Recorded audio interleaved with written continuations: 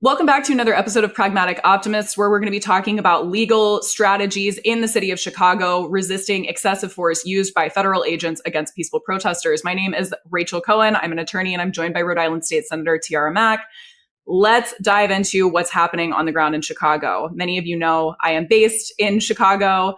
It might sound unbelievable because it's just the least safe city of all time, according to Donald Trump. I had a very nice weekend. Personally, the only time that I was subject to violence was when I was around federal agents. But here in the city of Chicago, there's been just an overwhelming wave of protests. I think we've seen really effective protests in Portland and LA and Chicago in particular.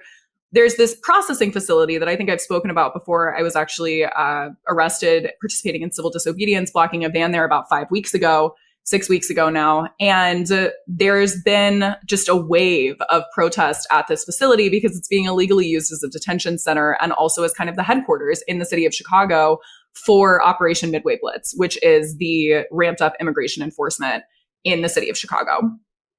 And at this facility, we're now restricted. There's fences that are blocking public streets, preventing people from getting close to the facility, the Broadview Fire Department, because this is a village outside the city of Chicago. That's why it's located there, because you wouldn't be able to have an ICE processing facility that was used as a detention facility anywhere in city limits, because people would just, the presence would be so huge. And so Broadview is really inaccessible on public transit. It takes I live in a very convenient part of the city to get on the public transit to Broadview, and it still takes 2 hours.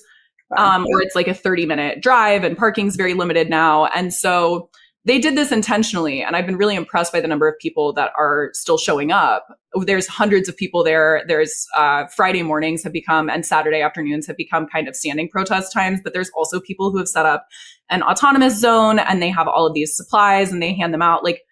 There are people dropping off goggles and water, and there's people that cover shifts every single day so that the supply stand doesn't get raided and destroyed, and the feds have tried. And it's really powerful. And of course, federal agents want to address that peaceful protest by pepper spraying and tear gassing. And I'm frankly very troubled by how used to seeing tear gas and pepper spray used on peaceful protesters we're becoming, because I almost have to remind myself that that's neither normal nor acceptable to have tear gas chucked into, literally they are firing it off the roof hundreds of feet away, and people are far back from fencing. There's no threat to any officer whatsoever, and they're they're firing sponge grenades. I have a picture that I'll make sure gets put up here with photo credit. I've become pals with the photojournalists that go to Broadview. I feel like I'm in A24's Civil War, which is not a fun joke to make, but is accurate. We're driving back oh my God, what's happened? So I'll give a number of people that are on the ground that I think that y'all should be following, because independent media has been really, really important in Broadview.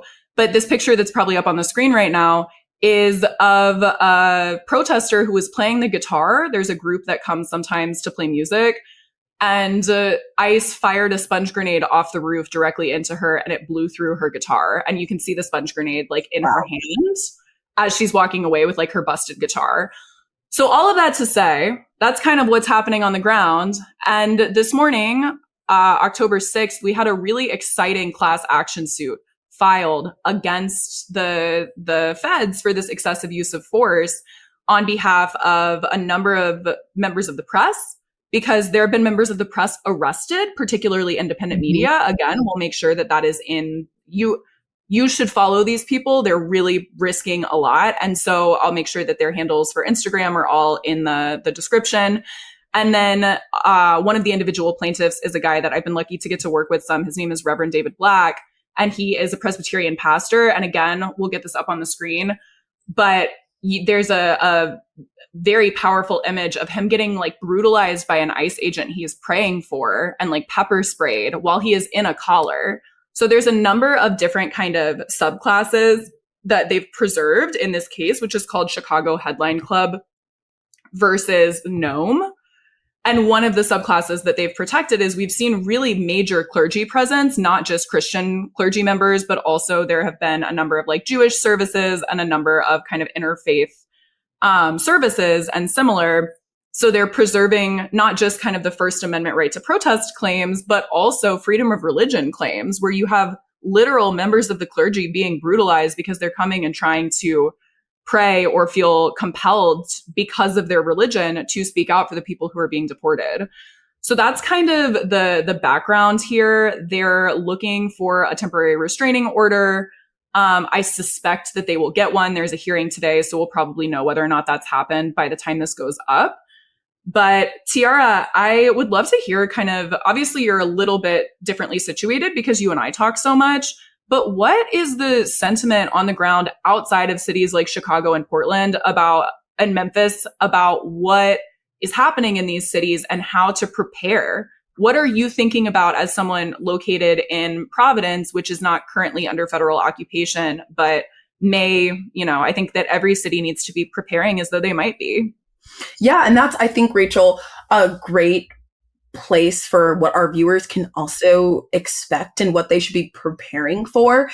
It is, I think the last time our country was in this moment was during the summer of 2020, during the Black Lives Matter movement. And we saw so many cities that popped up organizations, and you had dedicated groups of people who were protesting every single day with varying levels of risk. And there's also been global movements. I remember, I think it was South Korean organizers who were saying, you should get goggles, you should get umbrellas, you should get things that you can start to that are easy household items that are also really effective in these moments. And I think the other thing that I want to ask is, how do we not normalize this? There is not a lot of good media coverage. You already uplifted some of the independent coverage, but as someone who's in a media market in the Northeast corridor, this is not really permeating the news cycle. So if you live in the middle of the country, imagine Chicago is on your mind. If you're following memes, you see like, okay, Portland is one of those cities. We already saw it happen with LA as well, but it's not really taking the amount of space in media that I think it is warranted, because Chicago is the third largest city in the country. And it is currently seeing, I believe I saw reporting from Reuters over the weekend that there was an individual who's on the front lines who was also shot by ICE agents in Chicago. And that wasn't local media. That was international media. That was Reuters who is reporting on this. So for us who are not in a place like Chicago, what are the organizing strategies and who are the people that we should be looking for? And what are the levels of organizing that we should really be preparing for? How do we know our neighbors? How do we get to know, like, is there a potential for our ICE facilities that are in communities, either in our states, to be the sites of some of these? And what does it look like if National Guard is deployed in our city? How do we keep our neighbors safe? How do we keep ourselves safe? But how do we use our voice and our physical presence to hold them accountable? Because these are not normal times. We do not need to normalize this. And if ICE agents and if federal troops do come to your city, we should be prepared to stand up and fight back in the same way that Chicago has been a model, in the same way that Portland has been a model, in the same way that LA has been a model. And I'm sure the folks in, and this is for blue states, we've talked a little bit about Memphis and New Orleans being situated a little bit differently. I personally am seeing almost zero coverage coming out of Memphis and New Orleans, and the risk level is so much different. But in people who are in protected blue spaces, and even those who are in blue bubbles in red states, what can we prepare for, and what should we start thinking about, and how should we start talking to our neighbors and organizers about getting prepared? That is such a good question. And I think that you really put a fine point on what I think people should be doing, which is, if there are ICE facilities anywhere near you, and there will be, if you live in any kind of city, there will be detention facilities or immigration courts or asylum offices, or there will be something near you. And I guarantee that there are already people, or you can start with like immigration and refugee rights groups in your area that are doing some type of like court watch program.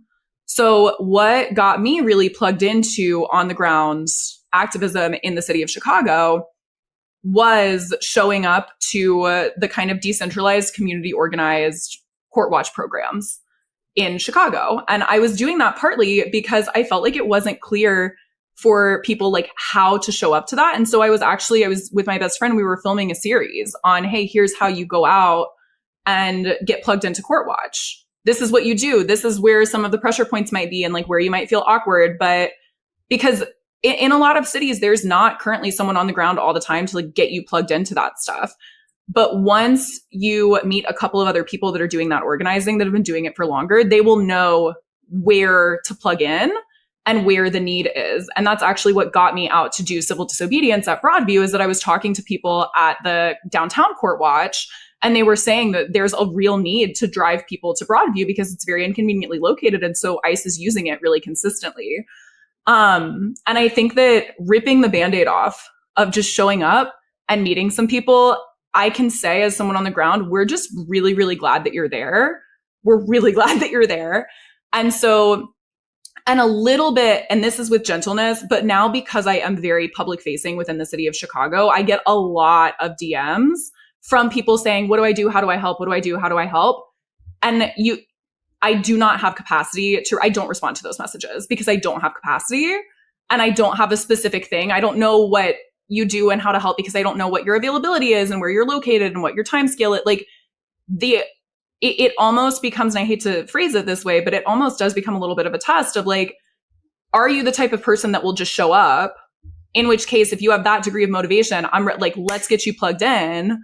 But the number of times that I've gotten DMs and then people just ghost or similar back when I had a little bit more capacity and I was responding really disincentivizes me from responding to each of those individually. And so I think that something that I'm constantly talking about, especially with my friends that make a lot of content online, is the need to develop a little bit more self-sufficiency and to get more comfortable going out to things in person again, if it is safe for you to do so. And so I think that these structures, we got really lucky in the city of Chicago because we actually had decided to focus attention on Broadview even more. There were a number of coalition groups that were doing that over the summer.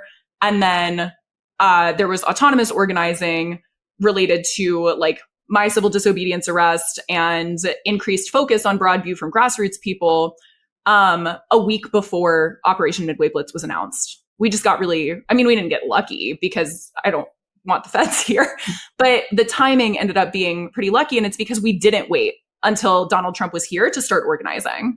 And so I think just getting out, it's also very joyful. And I feel like we barely even talked about the case. So maybe we'll do one more very quick one so I can tell y'all what exactly is being challenged, because this has been a very, I think, productive, like organizing focused episode. But I think that the kind of proactive organizing that we've seen in the city of Chicago is really, really keeping me optimistic. As is this case that was supposed to be the topic of this particular episode, but will instead be the topic of another shorter episode that we're going to record in 30 seconds. So like, subscribe, and follow along here on Legal AF on the Midas Touch Network. And stay tuned in, y'all. Bye, Praggies. Can't get your fill of Legal AF? Me neither. That's why we formed the Legal AF Substack. Every time we mention something in a hot take, whether it's a court filing or a oral argument, come over to the Substack. You'll find the court filing and the oral argument there, including a daily roundup that I do called, wait for it, Morning AF. What else? All the other contributors from Legal AF are there as well. We got some new reporting. We got interviews. We got ad-free versions of the podcast and hot takes. Where? Legal AF on Substack. Come over now to free subscribe.